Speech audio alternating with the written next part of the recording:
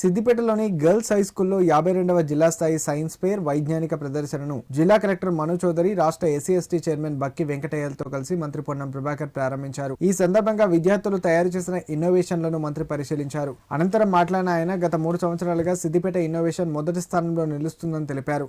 Technology ఎంతో అభివృద్ధి చెందిందని, సైన్స్తో దేశంలో ఎంతో మార్పు వస్తుందన్నారు. 1733 ఇన్నోవేషన్ ప్రాజెక్టులు వచ్చాయని, ఇంకా ఎక్కువగా వచ్చే విధంగా ఉపాధ్యాయులు చూడాలన్నారు. భవిష్యత్ తరాలకు, రైతులకు ఉపయోగపడేలా సైన్స్ ఫేర్ ప్రాజెక్టులు రావాలన్నారు. ఢిల్లీలో కాలుష్యం వల్ల పాఠశాలలకు సెలవులు ప్రకటించే పరిస్థితి వచ్చిందన్న పొన్నం, కాలుష్యం వల్ల కొందరు ఒక్క రాష్ట్రాలకు వలసలు వెళ్తున్నారని తెలిపారు.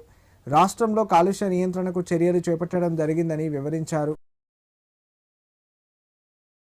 గత 3 సంవత్సరాలుగా సిద్దిపేట జిల్లా తెలంగాణలో మొదటి స్థానం వస్తా ఉందని చెప్తా ఉన్నారు. తప్పకుండా గతంలో 1500 చిల్లర ప్రాజెక్ట్స్ ఉంటే ఈసారి 1733 ప్రాజెక్ట్స్ తీసుకున్నారు. ఈసారి ఇంకా ఎక్కువ ప్రాజెక్టులు ఎంపికై తెలంగాణ రాష్ట్రంలో ప్రథమ స్థానాన్ని అదేవిధంగా కొనసాగించే విధంగా అధ్యాపక వర్గం, డిఓ గారు, సైన్స్ ఫేర్ అధికారి గారు అందరూ కూడా విద్యార్థులు ప్రోత్సాహంగా, ఉత్సాహంగా పనిచేయాలని సందర్భంగా ఆకాంక్షిస్తూ 1733 ప్రాజెక్టులు చేసిన వాళ్ళందరూ కూడా నా హృదయపూర్వక శుభాకాంక్షలు.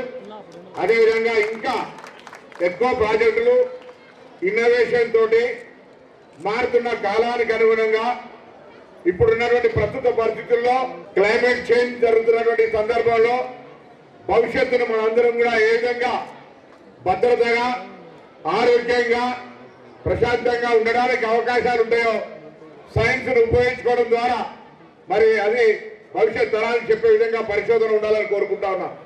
ఇప్పుడు చూస్తా ఉన్నాం, ఢిల్లీలో పాఠశాలలకు నిర్మించుకునే పరిస్థితి వచ్చింది.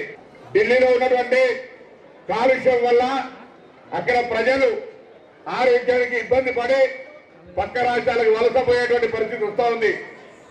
దాన్ని దృష్టిలో పెట్టుకొని ప్రభుత్వంగా అనేక రకాల పాలసీలు తెస్తా ఉన్నాం. పొల్యూషన్ కంట్రోల్ చేయడానికి కానీ, వాతావరణ కాలుష్యాన్ని నివారించి ప్రకృతిలో అందరూ ఆరోగ్యంగా ఉండేటువంటి విధంగా ప్రయత్నం చేస్తా ఉన్నాం.